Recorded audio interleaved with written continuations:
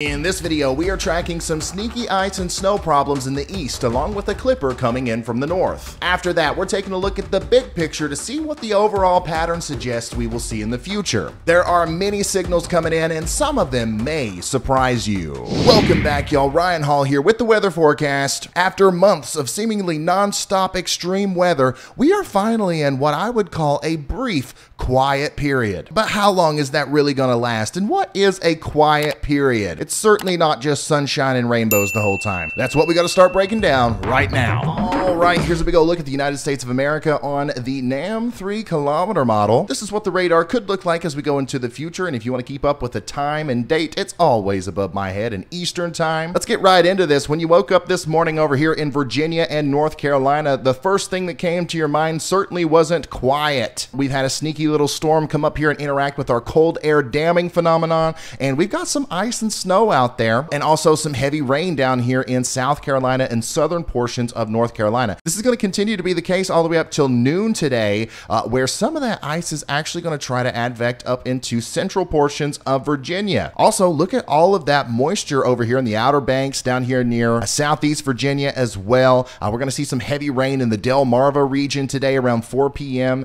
And on the back side, if you're closer to, let's say, Northern Virginia, Washington, D.C., even up here into New England and North Jersey, we're going to see some ice breakout and possibly some snowflakes on the extreme northern side up there in Vermont and New Hampshire. This thing has enough energy with it that we're probably going to see some decent snow accumulations up here in Vermont, New Hampshire, and Maine, especially up in the higher elevations. As you can see, Long Island, Connecticut, Rhode Island, Massachusetts, you guys are mostly rain during this thing, but northern portions of New Hampshire and up here in Maine, you're going to get a decent amount of snow as all of that moisture just keeps getting pushed on you. In fact, some of you guys could see over 10 inches of snow by Wednesday morning. Once again, especially in the higher elevations, and then up here in northeastern Maine as well, up there near Caribou points north, you guys are gonna get some sneaky snow out of this system. A glaze of ice is also gonna be possible up here, once again, along the I-95 corridor from Baltimore all the way up into just west of Boston. But I do think some of our more significant icing is gonna happen down here on the Virginia, North Carolina border, and by the time this video goes up, that's gonna be done and over with. Now, zooming out a little bit, in order to see even further into the future, we have to lower our resolution.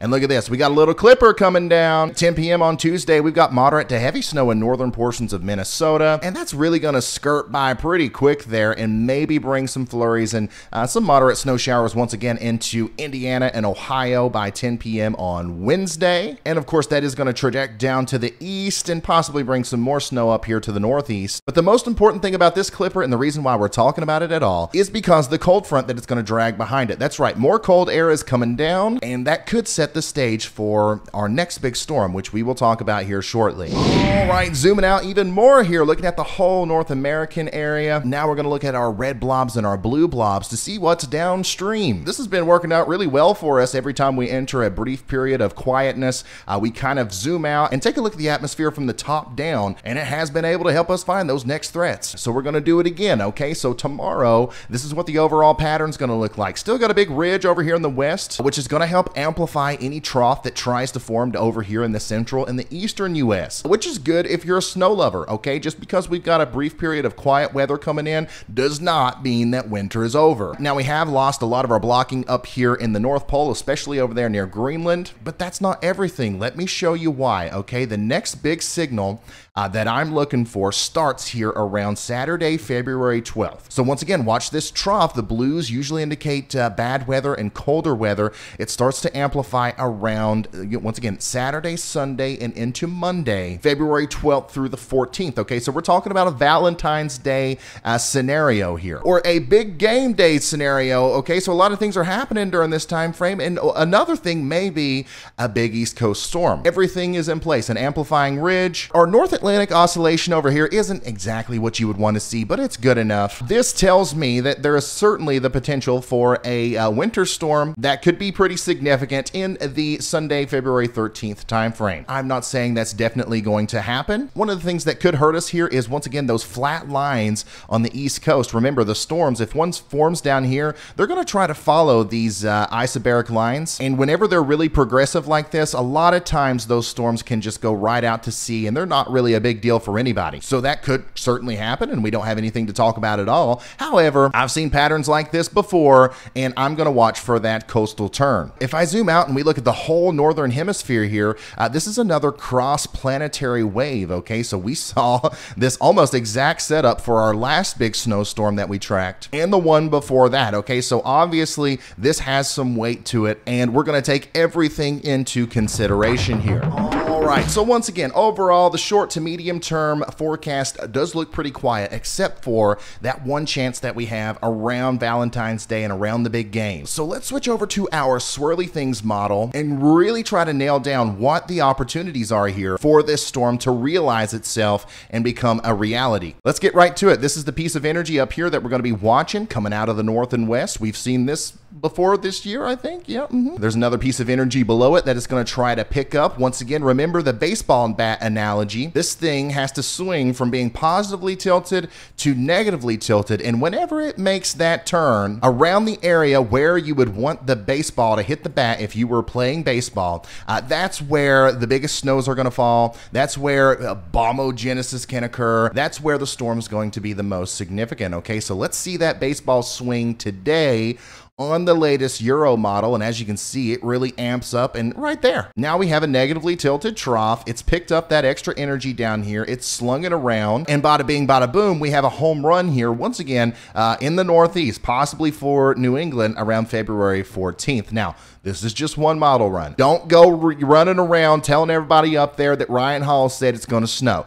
I am not saying that it's going to snow. We're having fun. We're having fun here, okay? We're looking at the models. Whenever we look at the models more than 3 or 4 days out, we are purely having fun. It is most certainly not milk and bread time just yet. However, this is a signal for a storm in the Northeast coming up on around, Valentine's Day. And the latest Euro really shows that negative tilt coming in. It shows that good baseball swing, and it also shows a really good phasing segment where that southern energy gets picked up and amplifies the system. So, if that were to happen, that would be another pretty big storm up there in the Northeast. In fact, this one also has the opportunity to affect areas just a little bit further inland as well, if that phasing happens just a little bit earlier. Once again, though, just one model run, guys. Let's see what the GFS is saying. So here comes the GFS with our energy right here, and also it's a little bit disconnected up to the north. That disconnection is going to leave this piece of energy behind just to spin around down here near Arizona, while the rest of it does try to amplify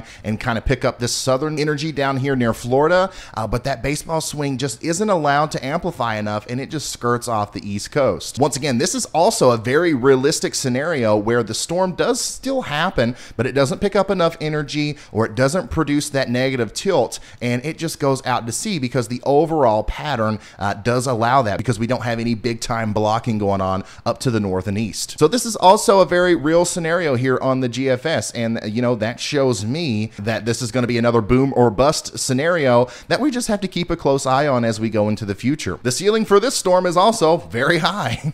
But as you guys know, us freaking weatherman, we are wrong a lot. So stay tuned and subscribe to the channel. Pretty much the only thing I can say with confidence is that this clipper and that cold front that comes in is going to kind of reinvigorate the cold air here in the eastern US. Right around Valentine's Day through that whole week, we're going to see a progression of colder and colder air move in to the East Coast. It's just what happens with that cold air and the exact track of our storms. That's the stuff that we're still kind of iffy about. And what we're even more iffy about is the pattern after that, which of course the GFS is showing something really odd here, but we might as well explore the long-term forecast now, where I think we could be seeing a major pattern flip. All right, coming back here to our red blobs and our blue blobs. Now, this is the GFS ensemble model. This puts together a bunch of different models and averages them out. It's really good to look at for long-term forecasting.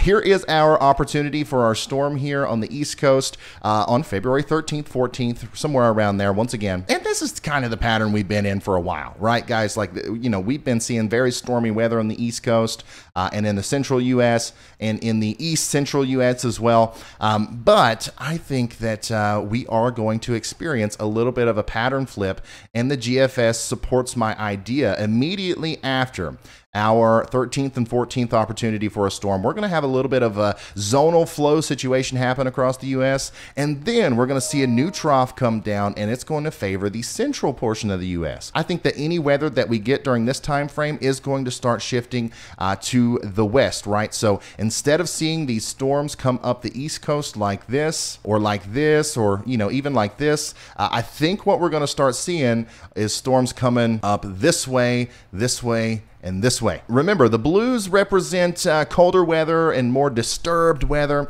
and the yellows and oranges is kind of like high pressure, sort of, decent weather. Like, that's a very simple way of putting it, but you can usually draw a line between these two things, and that's where your more interesting weather is going to happen. And look how that actually amplifies as we go all the way into the 20th of February, and then once again, we're gonna get another break after that, and look at this, zonal flow almost completely on Monday, February 21st. Talk about some, possibly some quiet weather there. But then as we get closer to the end of February, another tendency for storms and troughs is going to present itself over here closer to the west coast along the Rocky Mountains. That's going to put the storm motion kind of like this. That's going to increase the likelihood for snow and stuff back here. But also what this could mean is that we have an increased risk for severe weather down here. Now, February is definitely no stranger for severe weather. We've seen some big tornado outbreaks. We've seen some big severe weather events in February, and this is kind of the pattern that would promote that. Possibly all the way up into the Ohio Valley and into the Midwest, but certainly down here in the Deep South, this is an area we have to watch very closely as we get closer to later February and into March, because once again, this is I've been looking at this stuff for a long time, and as wrong as this could be, if it is right, this would definitely promote severe weather and snow for a lot of people. So we're going to keep a very, very close eye on that as we go forward. All right, huge shout out to all of our members over here. We have 1,500 now. Oh my goodness. I owe you guys a members only live stream, and that is coming very soon. I'm going to schedule it on the channel here in a little bit, so make sure you stay tuned for that. Now, obviously, when the weather starts to quiet down a little bit, I don't post every day. I certainly don't post multiple times a day, but I am posting a lot of content over on my clips channel. If the models continue to hint towards a big storm around Valentine's Day, I'm going to continuously update you on it. So subscribe to the channel, turn those notifications on, and I'll see you in the next one. Goodbye.